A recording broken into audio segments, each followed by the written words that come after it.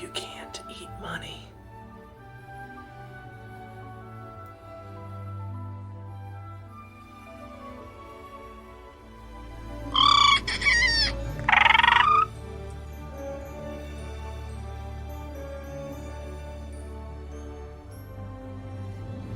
Every day that you open your mouth, I'm more convinced that you're abducted by aliens. I'm just telling you what I remember.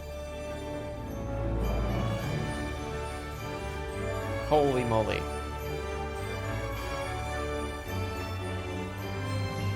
And then one time they taste your blood, and then they eat your liver. Right.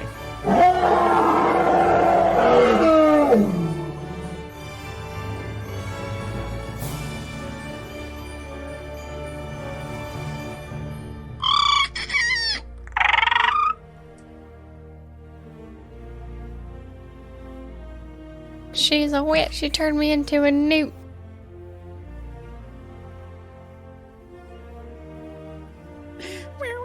That's the sound of the harmonica flying through the air.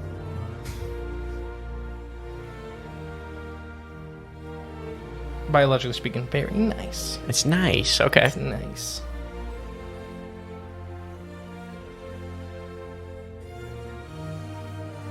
Beating a sheep to death. Oh.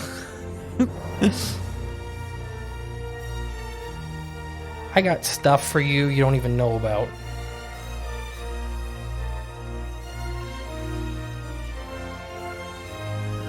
Until I get my ham hands on you. I know, it's got big ham hands. It can't do nothing. That's what I'm saying. I never heard that. It's hands the size of hams. What? Who wrote this?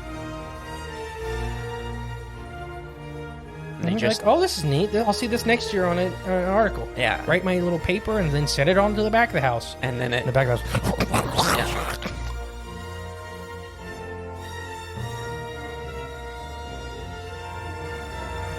Welcome to Cryptids of the Corn podcast.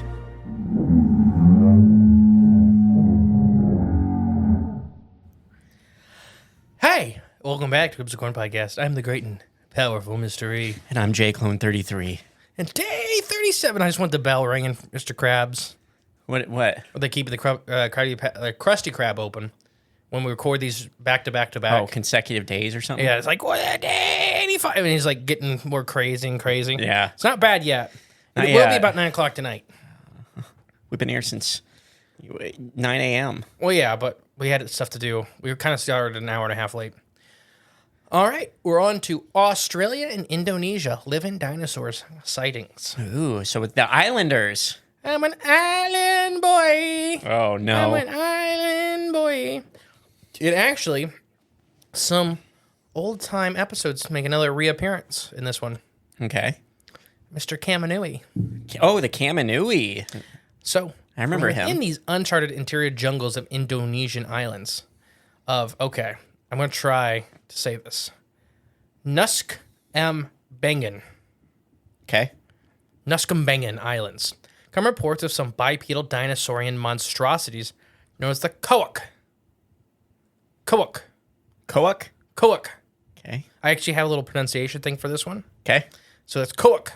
Koak. Yeah. Okay. You got to say it like koak. With some abrupt, like... Because that's the last noise you make as it's ripping you apart. Koak. Koak! Mine better be like... Koak. Koak. Like some... That's what if you witness someone getting... Blair Witch Project. That's when you witness someone You're getting underneath ripped the apart. palm tree. The koak. No, this is the habitat itself is incredibly isolated. Sparse populations choked with a tangle of impenetrable jungle. With among these thriving midlands of wildlife can be found some quite unique, strange indeed. The kook is said to be a giant lizard-like animal that walks on two legs. It's around 5 feet in height, standing similar to appearance to a massive monitor lizard or Komodo dragon. So I said it looks like a Komodo dragon or a big monitor lizard, but it walks on two legs. Okay. Oh, okay. We've heard this story before. Not this particular, but... No, it happens a lot. Similar That's, creatures. yes. The big difference between this creature that travels on two legs than those monitor lizards previously mentioned. This mostly nocturnal creature, said to the locals, is to favor raiding fresh graves, feasting upon corpses before scurrying back into the wilderness. They've been renowned to be very, very, very aggressive and to quickly attack even when unprovoked. So you don't see this thing, and it just will fly out of the forest and just murder you. What? It's not fun. Your reenactment you just did. No one can see it. Oh, yeah. Anyone knows he like came halfway across the table at me like without with no warning. yeah, that's what happened. Although sightings of this mysterious denizen of the jungle have been going on for ages, they've been pushed to the preeminence of 2014 when a sighting made by a fisherman guide on an island. The guide, known as Hurry, said to a group of friends that reportedly saw a pack of these creatures circling a corpse of a recently deceased friend. So these guys are scavengers. We'll come back to all of that. Okay. With grave robbing and stuff like that. Yeah. Because it's a weirdly kind of weird phenomena. Oh, okay. But it has connections with some other things. The guy known as Hurry said they've seen reportedly a group of these animals circling a corpse of recently deceased friends. There was allegedly around 10 of these creatures moving, which Hurry and company to have the corpse moved so it wouldn't be devoured. Okay. Some theories as to what the cook could be include a large undiscovered monolith, remnant population of some sort of theropod dinosaur. So we'll come back to that. There's not a ton of stuff with the kuruk. Like a lot of these Indonesian ones, because there's just not a lot of people. We'll talk about the Kamanui again. Mm-hmm. Remember how many people Kamanui Island had? How many people? Yeah. The Kamanui Islands. It's very small, right? Like 315. Yeah, very small. And they abandoned an island and a half for the Kamanui. Because of this creature, yeah. Yeah. So these guys are a lot smaller. These aren't Kamanuis, remember, they're massive animals. Right, they were like super-sized Komodo dragons, right? No, big emus. Oh, is that one? Okay, what am I thinking of? I don't know. We'll get The to other that. Australian. There's plenty. We'll get there. Okay. No, it's the cook, 5 foot tall, very, very monster lizard, raptor, dromaeosaur-like animal. So nocturnal, and they've learned to steal graves. So the Hurry's friend, had died recently and was buried. Okay. So these creatures had dug him out of their grave and dragged him to a nearby beach to eat him. Okay. So they apparently scared him off pretty easy, though. So they're not very. They're easily frightened. In the open. Okay. In the forest, these things have the full advantage, and they will just gut They're you. ambushers or Yeah. So it's very much like an ambush predator, where they, once they're in the open, they don't want to be.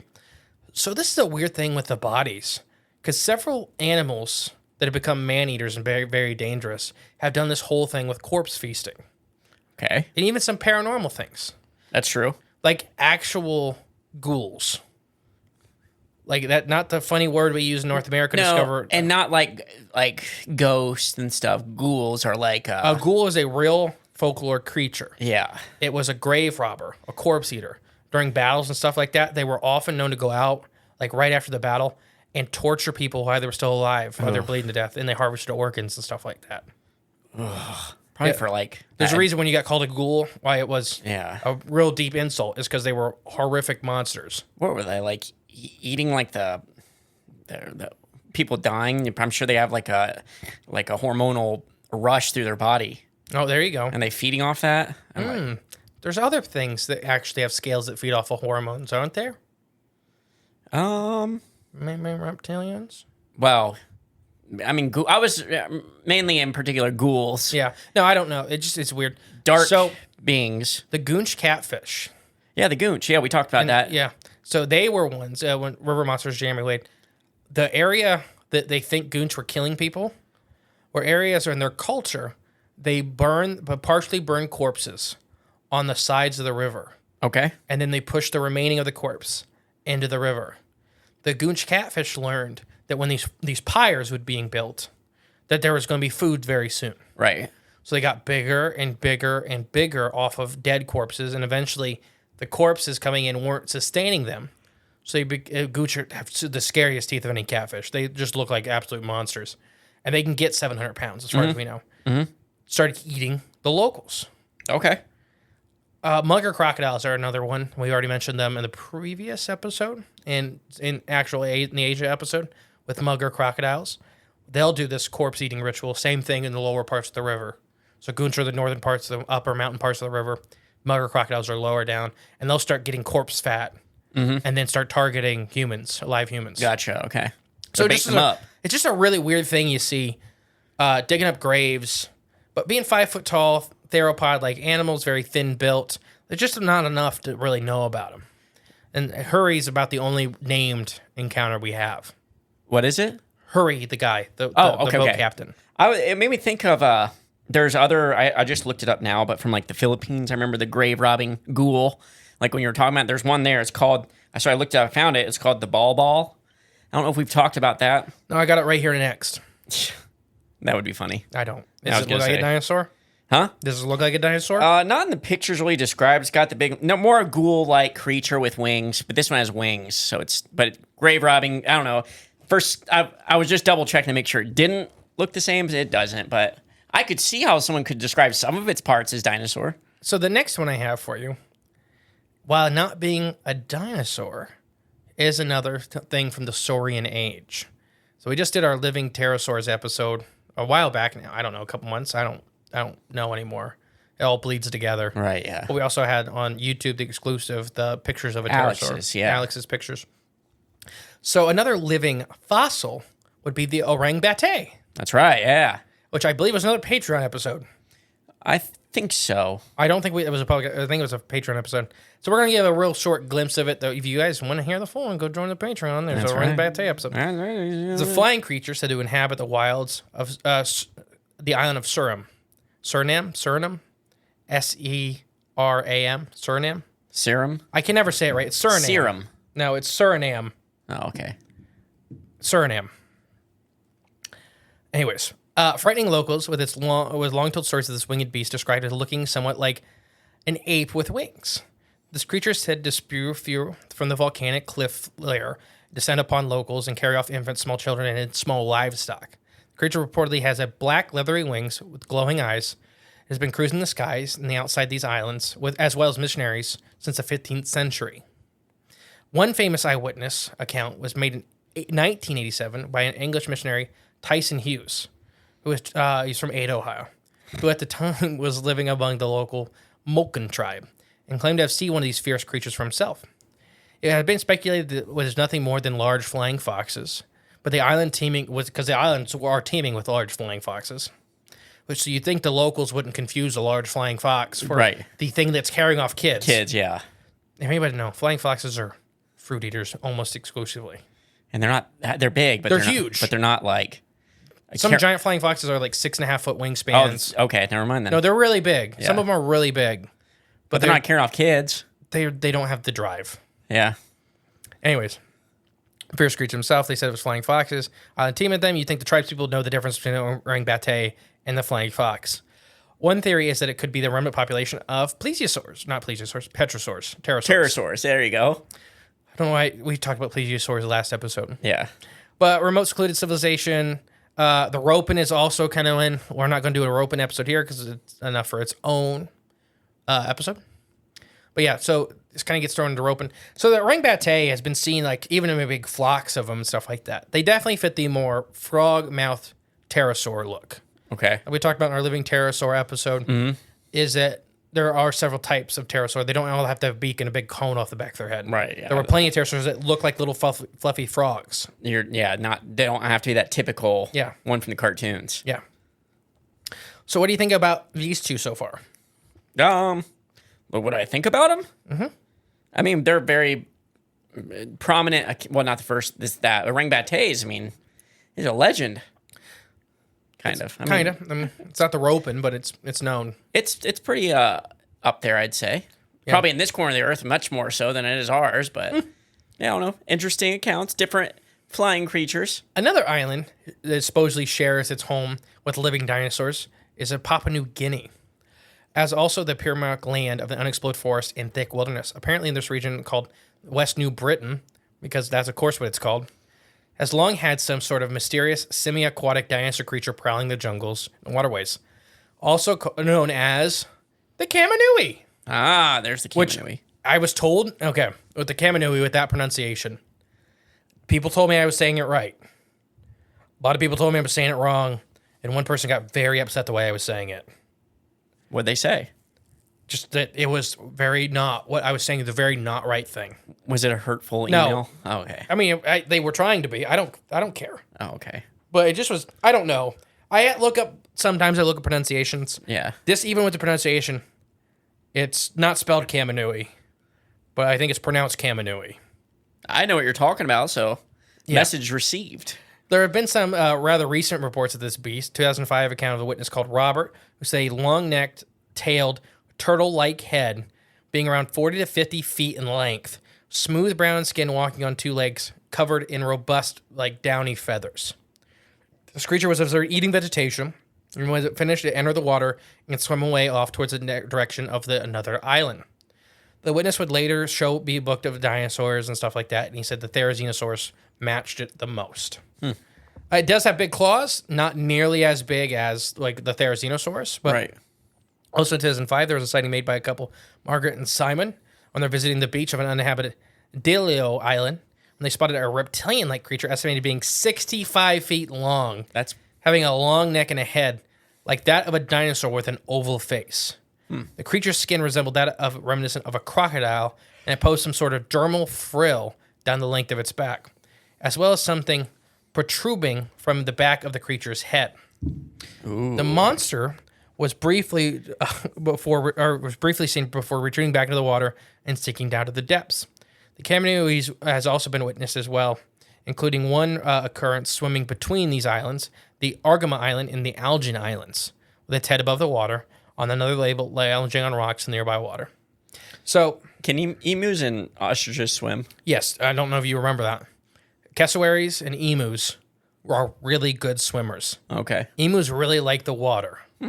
So this is like, a lot of Papua New Guinea people say it's like a gigantic cassowary or emu.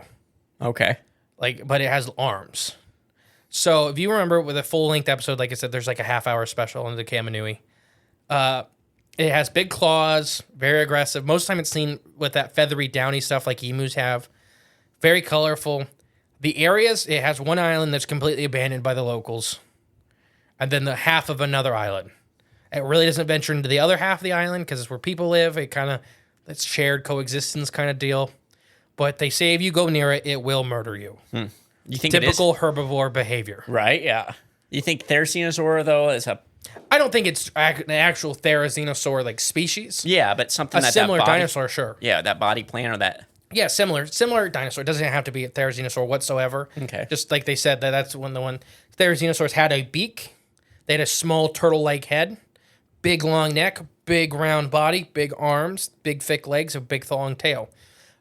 I've seen Therizinosaurs, there was a couple other dinosaurs that were like that too, like non-Therizinosaurs that had different shaped bills and didn't have as nearly big claws. I'm trying to remember, there was one that had a hump on its back that had not long claws like Therizinosaurs, but big, round, like bear claws Okay. that looked terrifying. Short, tough. And it was another herbivore Gotcha. because it was missing its skull because they have tiny skulls.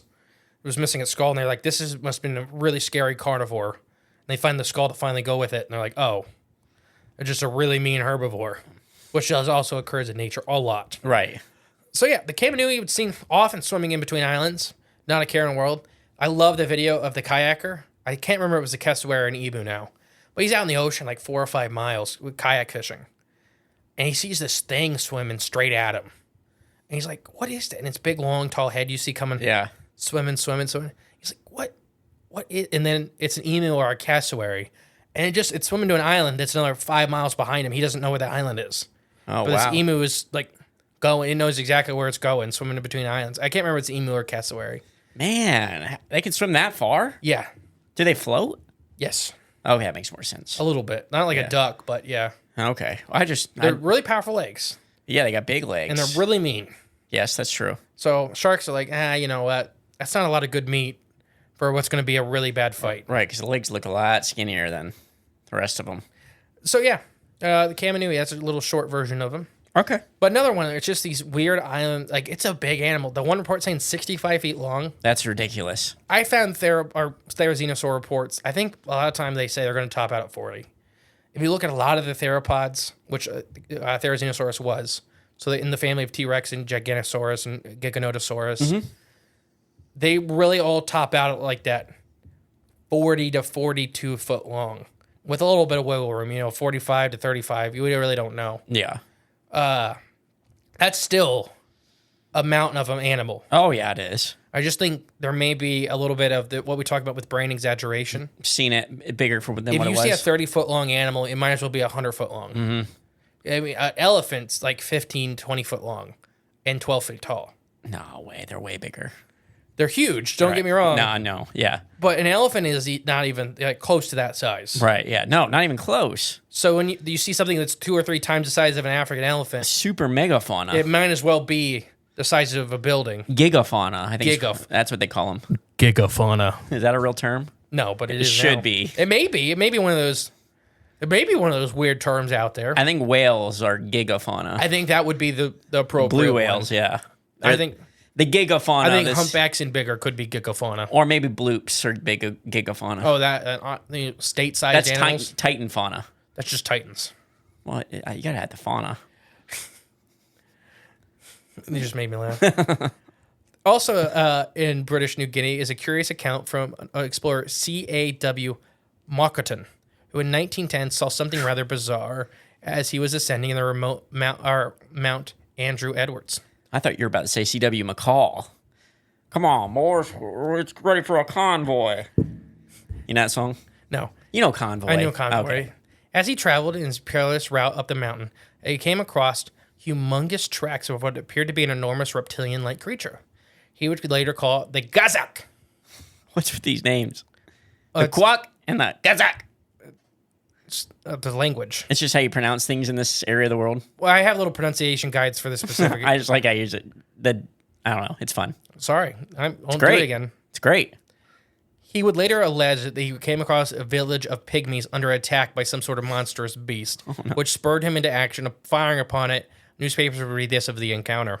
A huge gazak at once turned upon him, and it unreeled upon its hind arms, and its pawed at the air, and it looked at the hunter as big as a house, standing fully 25 feet high. 2 of Mockerton's bullets seemed to take effect, as the steam of blood flowed freely from the animal's shoulder. But before Mockerton was able to reload, the animal turned and fled. By the time it was too dark to follow, so it never had another opportunity to renew his pursuit. So this huge beast, very similar to the Kamanui, Is attacking this town of pygmies. up in the mountain. Yeah. Pygmies, I don't know. Once again, it's the language of the day. I'm sure it's not a good term. Well, I mean, there are like in remote forests and There stuff. are tribes of what true pygmies. Yeah. I'm I mean, assuming the people he was talking to were not pygmies. could have just been smaller though people, which not saying that they're pygmies, but it may back then that's how you describe It's people. 1910. Still, No, he was the big hero and came in and fought the dragon. right? Yeah. Well, he didn't kill it, but he scared it off. Yeah, I picture because the way he describes pygmies, I picture Smurf Village Yeah, exactly. and like a turkey. I was at attacking. first until you said 25 feet tall. Then I'm like, oh, okay. Which, definitely, he's writing the story about his heroic encounter. Right. Yeah, he killed a turkey. And it was probably an emu. Or a cassowary. Now that would have Which been. they do. Cassowary is the most dangerous bird on the planet. They kill Yeah. a lot of people. Yeah. And then you see people feed them French fries, like tourists. Wrong. It's Not good. Not Because smart. the problem is tourists run into emus first, which are much friendlier. More docile. And they can kill you. They're not going to. yeah. It takes a lot of work for an emu to kill you. Cassowaries A will. cassowary has an 8-inch claw talon knife, and they'll just rip. It wants to kill you. They want you dead. Yes. They want you dead. They want you not to be alive. Right. No, so another strange one, and the Gazak. It just sounds like a Dr. Seuss book. Kind of. Yeah. I think it wasn't If I Ran the Zoo, if I'm not mistaken. I think he did capture one of them. Gazak. Yeah, he got a Gazak. I put him in the back, and I don't know. Fed him through a sack. I fed him later to an alligator. There you go. So yeah, that's some of these island ones. Next one. So what do you think of these island monsters? But this one didn't have the best description. The Gazak. Nope, he doesn't. He just make sure it was as big as a house, and it was scary, and he shot it, and it died. No, it didn't ran die. away It ran and off. bled Yeah. off. And then no body or. This I saved this tribe of pygmies. yeah, this one does sound a little funky, doesn't it? Yes.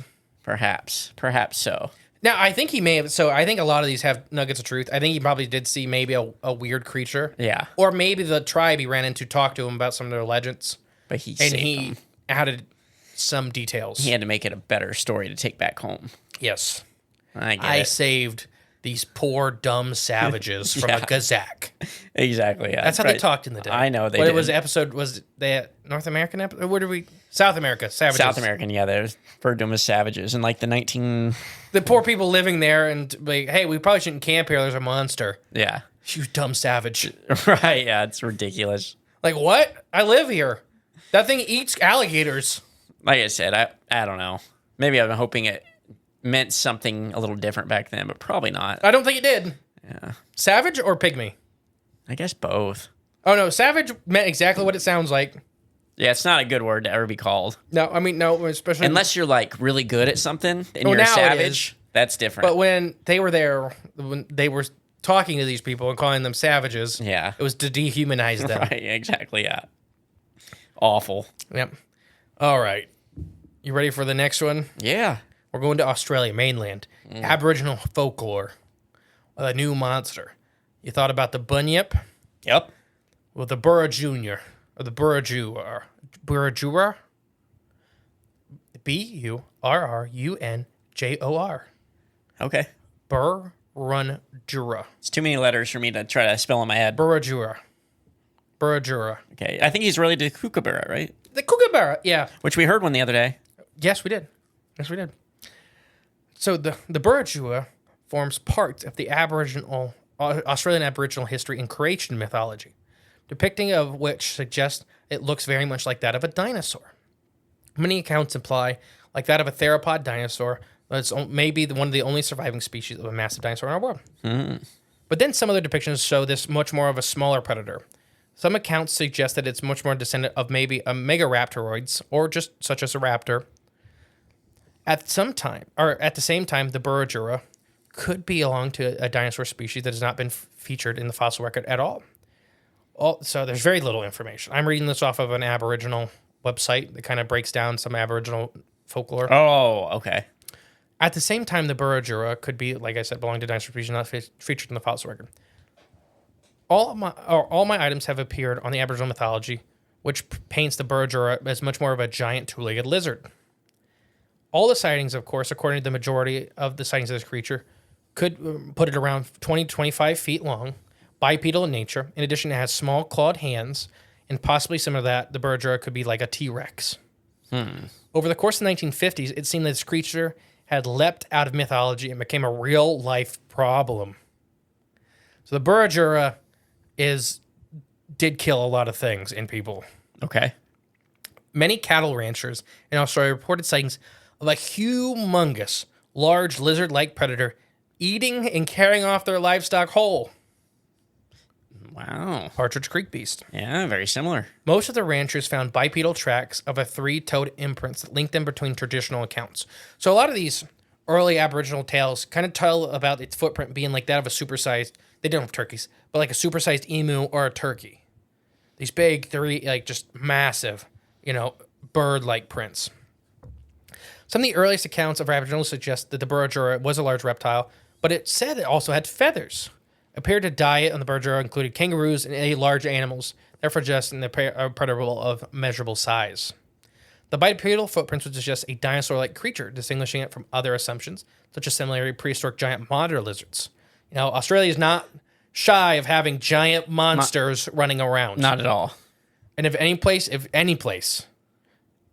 rainforest of Australia or any of the rainforests in the world is going to house a dinosaur, I'd believe it would be Australia. Is that where this one is? It in the rainforest area? It's all around. It's Aboriginal Okay. legend, so Okay. we'll talk about.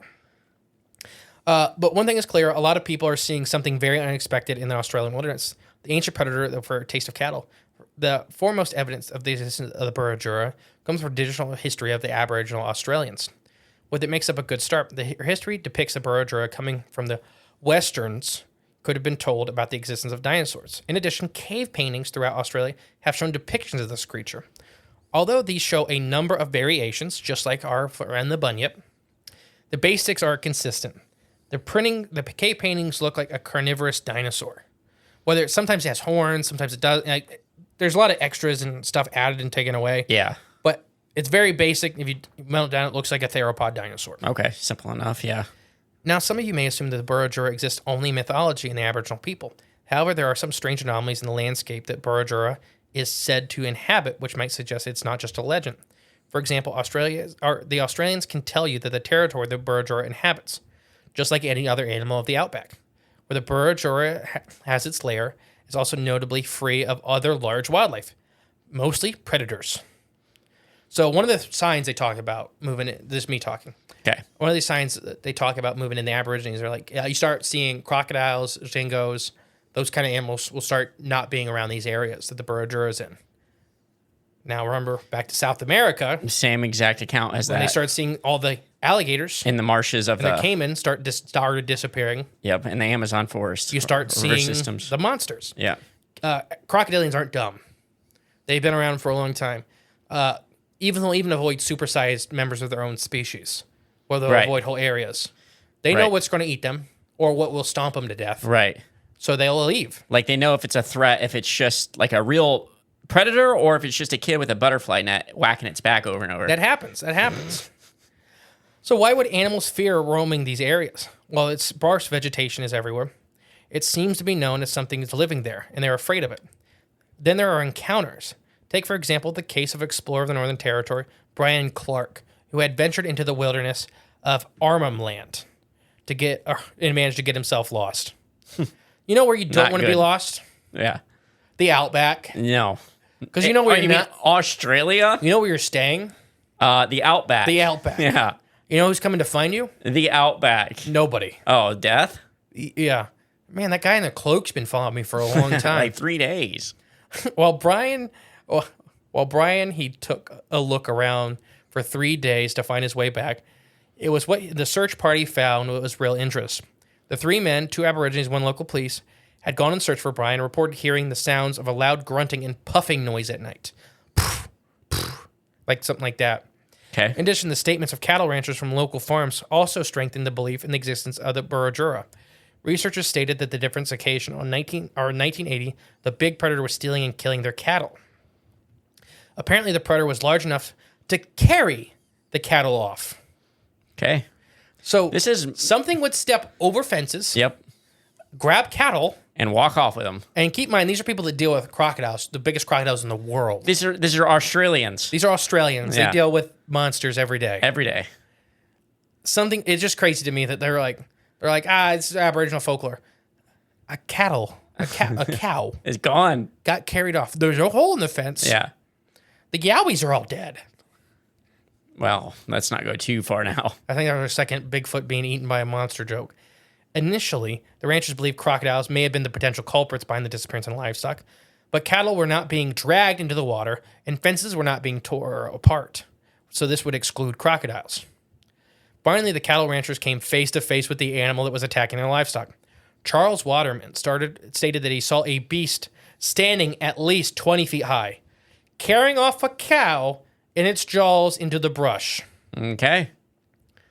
So you see a giant reptile, as best he could describe it, walking on 2 legs, Carrying off holding a cow. a cow. A whole And I cow. know I'm putting emphasis on this. For anybody that doesn't understand, How big cows are? cows are big. Even a small cow, 1,000 pounds. I'm not a calf, but a cow, Like yes. 1,000 pounds. Not a baby, not a toddler. Just Now, lions and tigers, they can drag 1,000-pound animals up trees and stuff like that.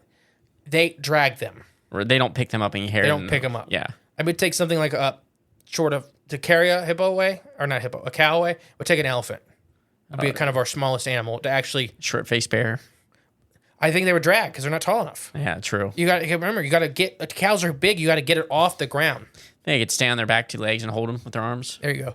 Another possible evidence of the existence of the Burrajura comes from a much earlier account by ranchers. Another similar story, though. In 1957, ranchers near MacArthur River in the Northern Territory reported the unexpected sighting. Before I read this, MacArthur, the Bunyip episode, we talked about the MacArthur River a lot. Okay. So there may be a chance that some of the bunyips could be Something else. Burrajuras. Oh, okay. Some overlap. Yeah. Because remember, we talked about some of the bunyips. You remember that? Think back to the bunyip episode. Remember, some of the bunyips were said to be feathered dinosaurs that would come up out of the water. Yeah. And it was these random weird ones. Those may have been Burrajuras. Yeah, because the bunyip had a wider range of The whole, descriptions. Yeah. almost 50 cattle seemed perplexed and stunned or started running towards a nearby river. The rancher heard loud grunting noises as they fled the scene. Some witnesses reported seeing a silhouette of what appeared to be a giant monster running towards them in the scrubland nearby. The following morning, ranchers discovered the mutilated bodies of 7 cattle. Most of them were half-eaten as if they were bitten in half. Wow. Based on the injuries found on what marine livestock they had, these reports from the 1950s and the 1980s seem to be really the same. Whatever's killing these cows is very large, powerful, and aggressive. That is the Burra. The Burra from Australia. There's and I think what I said about the bunyip is why we don't have more information on the Burra, because I think a lot of it is being lost in bunyip lore. Yeah, I can see that. And because I mean, really think back, we talked about that for the bunyip episode, that there was this weird group of bunyip sightings that said they were theropod-like dinosaurs, Right, covered in feathers, coming out of the water to attack things. right, exactly. And I think those weren't bunyips. I think those were Burra. Burra, yep. I want a Burra shirt. Oh, I don't know what I thought you wanted the Burra.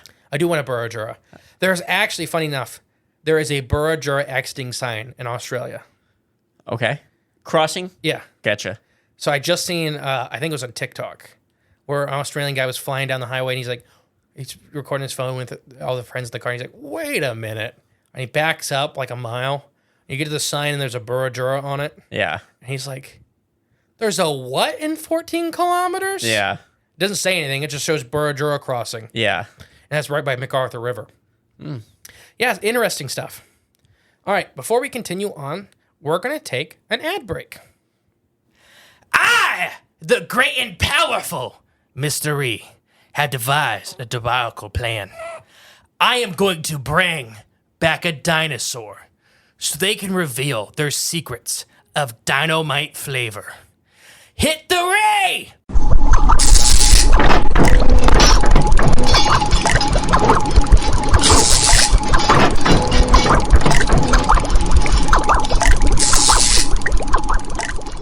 What is that coming out of the tube? It's a dinosaur! Oh my gosh, what is that in your claws, dinosaur? Is that flavors of the forest, Bigfoot breath, raw garlic dust? Oh my gosh, this is the best stuff. It truly is dynamite. If you guys had this, how did you go extinct? Taxes. Gets us all. If you want some of this amazing and dynamite garlic dust, you can get it at flavorsforest.com/corn or the link below.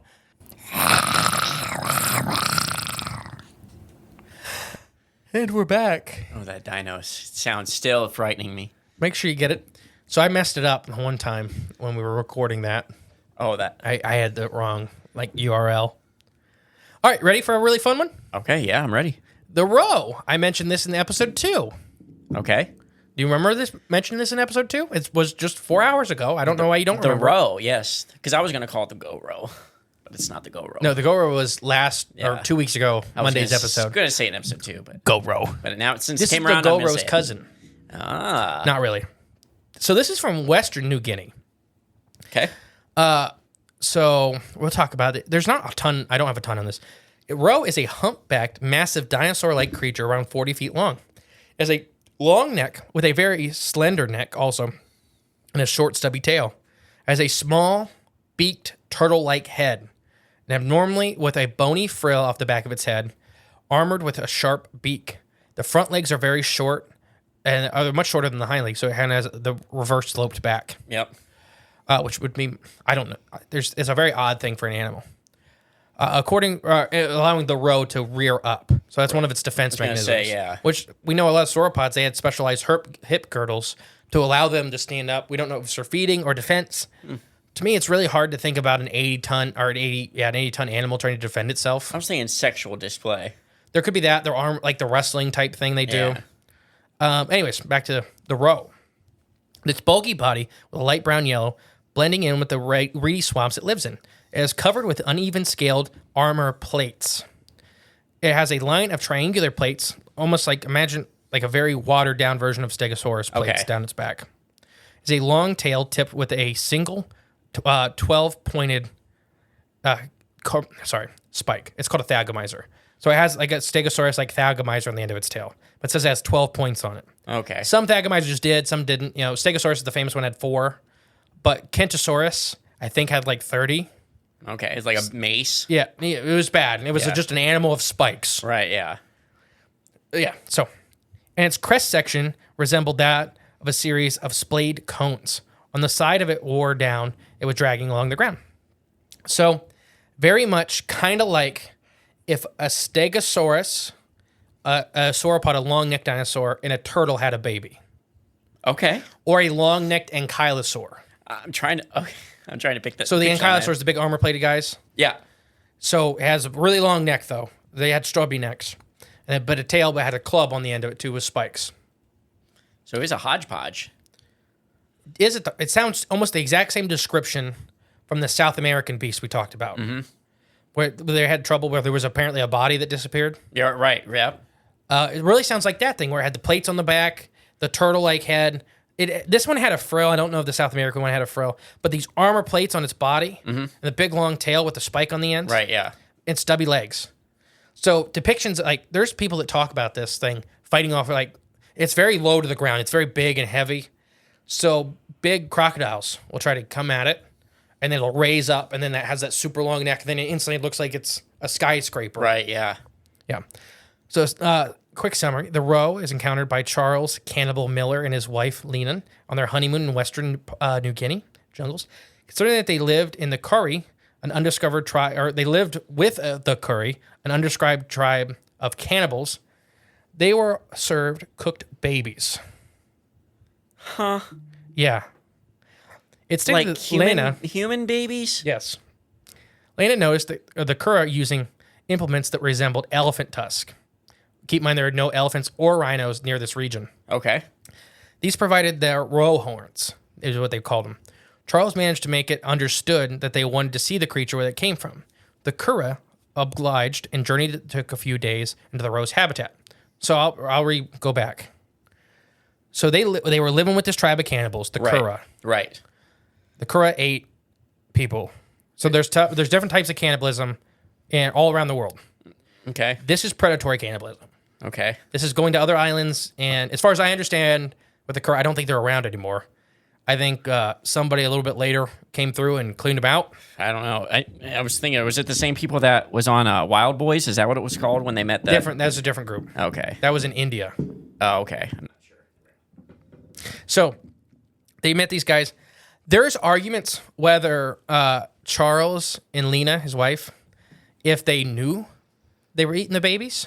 Okay. They may not have had a choice because you're living with this tribe of cannibals. Yeah. You're either going to follow along what they're doing, Or you may be tomorrow's course. Right, exactly.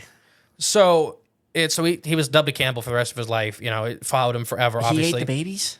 He had to because he was living with the tribe of cannibals. Oh, no. So, like I said, are you going to oblige? No. Or are you going to be the main course? You can't just do that thing where you just like pretend to chew it up and then spit it into an all these napkin? cannibals are just staring at you. Yeah. And go, oh, look over there. I don't know. And they're staring at you like starving dogs. Yeah. Show us that. I don't know. Yeah, so not good. Their mouths are drooling. Yeah. So they journeyed to the roe's habitat, which took a few days. Oh, so anyways, as they were eating, they seen the tusk. They ended up being roe horns. They weren't tusks. That's what they called me, roe horns. They found a roe in a swampy river delta between two arid plateaus. So they're pretty easy to find, or they were pretty easy to find at the time. The sight was enough to paralyze Miller with fear. Did not have a long enough to prevent him from filming it. The roe's head rose up from the reeds at the end of a long neck. Its tail lashed as it was called out. It reared several times, glancing in the direction of the whirling camera, before slithering away into the disappearing behind a stand of dwarf eucalyptus. Mm-hmm. So some people paint this more like there was a couple sauropods that had spikes on running down their backs. Okay. It's really hard because there's tons and tons of dinosaurs that look tons and tons of different ways. Okay. But yeah, so very dinosaurian though. So this is the first and last written account of the fabled roe. Because the people that were seeing them were active cannibals. Yeah, they're probably not the most. Probably don't have the best written history. You'd say. I mean, no, I think they do. I just don't think you want to go talk to them. Oh, okay. And you don't want to go where they live. I was just gonna say I wouldn't trust their their judgment if they're eating people. Well, you don't know. It may have come. Well, you can't judge anybody's lifestyle. I guess. No, because like I said, there's it could have came from starvation or a sickness on the island. Yeah. And then it became tradition. Still, I Or wouldn't it could trust be them. like some of the jungle, some of the more. There's very few actual places. Cannibals are really, really rare. In Yeah, humans. it should be. But it's like TV kind of like cannibals, unconnected Right. cannibals. Hype them up. Not true most of the time. I guess just either way, anyone that eats people for whatever circumstances they were in, I'm just not going to trust their judgment or my safety around them. No, I wouldn't trust your safety, but I do think they probably have fine like- stories. Here's a row out here, just in this very remote area, way out here. Well, get my day asked. How do you even connect with the cannibal tribe? I don't know. And how do you like guarantee your safety? You write a letter? I'm assuming they ate the messenger. They ate every mailman. Do you think they're going to stop getting mail? Pony Express. Oh, they ate the horse too. Oh, okay. No, so I don't know if it's like. Well, there's also cannibalism of like the dead. Yeah. So and like that happens a lot in jungles because what we talked about with jungles, biodiverse, not bioproductive. That's right. A lot of species, not a lot of actual food. They're going to create prions. So yeah. So they talk about that there's that kind of cannibalism where they have to recycle nutrients. Like Yeah. they can't afford not to. Which is a lot better than, Yeah, it's better, but... especially when it's everybody has the understanding. Yeah. You know, if you know it, but you know what's going to happen, and it's not a bad thing. It's not like people are coming for you. Right, yeah, and it cuts you by surprise. So, like I said, the first and last written account of the fabled roe. What's for dinner? And he apparently filmed this. No proof of this. Okay. No film out there that Yeah. we can find Yeah. or track down. Yeah, although there are a few sightings in the Dutch East Indies explorer in the colonization, seeing a giant reptile with a long neck, humps on its back, and also having a turtle head. Interestingly, however, they documented in Rex and Heather Gilroy's fascinating Australia cryptozoology tome, Out of Dreamland, which I have to see. Reports of a neo-dinosaurian cryptid of a similar sounding name of the Ruha, which probably is pronounced Roe, Okay. but it's spelled completely different, But probably came from the same origin. which has been populated emerging elsewhere in New Guinea, but especially Papua New Guinea for the last century. Explorer Miller did not bring back the photographs of any of the roe tail spikes. The film he took, however, of the roe allegedly shows in the selected individual, but has no words of any saurian creature in it. Even the kura, to the best of anyone's knowledge, really probably don't exist. Okay. It's just all folklore, you think? Or He made it all up. He did. That's one thought. Okay, that's just a speculation. Yeah. And taken at face value, the roa appears to be a combination of features of sauropod, stegosaurian, and charasaurians, all unrelated dinosaur lineages. So this is most likely a hoax. Okay. But to me, it was just so weird how similar it was to the South American one. And there's no real proof of either way if this is real or not. No tangible evidence. Because he doesn't have any of the proof he said he had. Mm-hmm. He could have made up the cannibals. It could have also, cannibals could have been cleared out by the Papua New Guinean government. Ooh, and they blamed it on the roe. Well, no, the roe didn't do nothing to nobody. It was a big turtle, lived in a swamp. Oh, okay. Just- I just thought it'd be an excuse for the No. government to be like, oops, the In the turn of cannibals are all gone. In This is in the real turn good. of the 20th century, a lot of cannibal tribes were systematically wiped out Yeah, because they were cannibal tribes. prions. Yes. That's why. No, so I don't know. This is most likely a hoax. It just was neat to me how remarkably similar. And then like I said, the Dutch East India Company, also one of the explorers from there, said they seen a similar creature somewhere else in Papua New Guinea. So I kind of wonder if they are just one of these few, if they are dinosaurs, if there's just a few of them hanging out in the swamps. Thousands of islands. Right, absolutely. Thousands. I was just looking up Papua New Guinea on that thing. It's crazy how literally much room there is to hide, and how many of these island chains, like the Kamanui, has 315 people in that whole island chain, and they live. I think 91 of them live on one spot. Oh, gotcha. So yeah, again, to stick with the theme of all these episodes, remote areas, remote locations with not a lot of people. Very much. The Burra is another one it's way out there in Australia. Yeah. The areas it's seen, and now they're not as remote, but when it was being seen, were definitely still the outback. Right. There's nothing out there, and I think that's some of these areas. I think people have the idea that If there's no people, there's no animals, right? there's that. There's definitely that. a thought. Yeah. Believe me. But more that humans have conquered everything on the planet. And Right. there's no wild space left. Right. Nope. No real wild space left. Not true. I mean, elephants can hide in Asia still very easily. And as the time passes, and humans are far and further removed from areas for longer and longer periods of time, it might as well be reclaimed area by the time someone rediscovers it. You know what I mean? Yeah. As far as vegetation growth and all things can change in a matter of centuries over time that we haven't been. It might as well be brand new land, undiscovered, because it is. No, I completely agree. Another thing, just the Roe one, it's really hard for me to believe that. I can believe he made up everything. Explorers did that constantly. Made monsters in these journals, very, like we said, a hybrid of all kinds of dinosaur types, it seems. Yeah. What's weird to me, though, is he said he ate a baby. Yeah. And he gets monikered that for the rest of his life. If it's just a story that he really chose the wrong. I don't know. That's my, to me, it's very hard pill to swallow that He'd make that up? that he made that up. That was the lie. I mean, saying you ate people, maybe one thing Yeah. with your cannibal tribe. Maybe he thought A baby, though? Maybe he thought this will really boost the shock value of this whole thing. It could have easily been that. But it backfired on him. I mean, he got the cannibal for the rest of his life. Right, yeah. He's like, oh. And then the film thing, obviously the film never surfaced and stuff like that. Yeah. The Dreamland documentary, I cannot wait. Heather and Gilroy, which they're super famous in Australia for cryptid researchers. Okay. Rex and Heather Gilroy. Out of Dreamland, I got to see it. But yeah, I don't know. So that is Australia and Indonesia. Oh. Our island boys. I'm an island boy. Imagine the row just looking at you going, I'm an island boy. I thought it was the cannibals singing it. Were those guys, the island boys, are they the cannibals from that tribe? They look like they could be. I'm not scared of them. They look like they're 90 pounds each, soaking wet. Yeah, because when you're malnourished and you're eating human did you see feet. Everybody, I know everybody loves our side tangents, except new people. I don't know why. Oh, well, did you see that the world's strongest man in the boxing match or the kick fighting match? Yes, fighting two people. Well, it was brothers, and they said that they could easily take him. Did you watch it? I did. That was Eddie Hall. Eddie Hall, yes.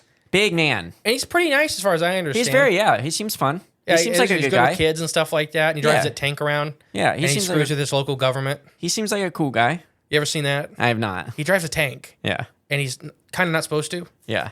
But who's going to stop a 400-pound, 6'8" tall monster mountain? And driving a tank. Because he fills it up, and he was showing us the video of him filling it up. Uh-huh. And At the gas station? He did $600 because it stops every $100. Or not dollars, whatever, euros. Gallons? No, every $100. He did $600, and he already had $150 in the tank. Yeah. And he's like, I don't know how big this tank is, but I'm done. And he's like, I'm tired of walking back and forth inside. Yeah. But yeah, he wiped two men out. Two professional fighters. I'd argue that. They are. In their league, they've won. They both separately won their weight class. Yeah, I still argue that they're professionals off that performance. They look like scared little... No, they were going for him. They were at him constantly. Oh, they tried until he grabbed one. No, he knocked the one out flat. Right before he knocked him out, he picked that man up and flung him. But they were still at him. Yeah, he picked the guy up, he threw him. The guy got back up, come running right back at him, and then he punched him in the face and knocked him out cold. He didn't punch him. He swatted at him. Yeah, it was just a swing. He swung his arm, but he connected right in his face. Because it wasn't a punch. It was a swat. It was like a hook. Yeah. Yeah. And he just went out. Out cold. And then that other guy was about to die. Because when he didn't have to focus on two of them. You're dead. Yeah. No, I don't know. Indonesia, island boys. These island chains, these jungles, Australia specifically, and Papua New Guinea, all these tiny islands out and they're not, some of them aren't tiny. That's maybe a misnomer. Right, and like New Guinea is not tiny island. No, it's humongous. Mm-hmm. These areas are humongous and unresearched, and the natives know, like, I'm a big believer in the native stories. You have to be. Yeah. And I think plenty of people ignore those. So the natives are telling you there's a giant emu with murder claws that lives on that island. That's why we don't go to that island. Mm-hmm. Guess what's probably living over there? Right. You think they wouldn't be using the resources on that island if there wasn't a giant murder chicken? Right, exactly. And they're like, yeah, and this island we get a share. Do not cross that trail. We did that in the original episode of the Common Do. We talked about the I think it was a white guy on vacation there. like exploring. Yeah. Went over there and just never came back because the murder chicken got him. Yeah, probably. I mean, I'm not. Yeah, just Probably. exploded in viscera. Yeah. No, these ones. I don't know. Like you said, all these areas have been super remote. Yep. I mean, I'm not saying I don't have a dinosaur walking downtown for you. New York City dinosaur? Dinosaurs, we're back. Yeah, the movie. That's a good movie. Good movie. No, so any last thoughts for the Island Boys? That'll probably, if I remember, that'll be what this episode's called. Okay. Australia, Indonesia, living dinosaurs, the Island Boys. Yeah, that's a good one. No, what's our next one? Next episode. Europe, Ooh. probably my least favorite on the list What? Okay. because it doesn't go good for any of the dinosaurs. All right. I have been the great and dynamite Mr. E. And I've been JClone33. We'll catch you next week with European living dinosaur sightings. Bye. Hey guys, thank you for listening to Cryptids the Corn podcast. Remember, the best way to support the show is share it with a friend. But if you are craving more of the J clones And more from Mr. E. there's always extra content on Patreon. And our paid member space on cryptidsofthecorn.com. We'll catch you next time with more exciting, fun, and informative information. Bye.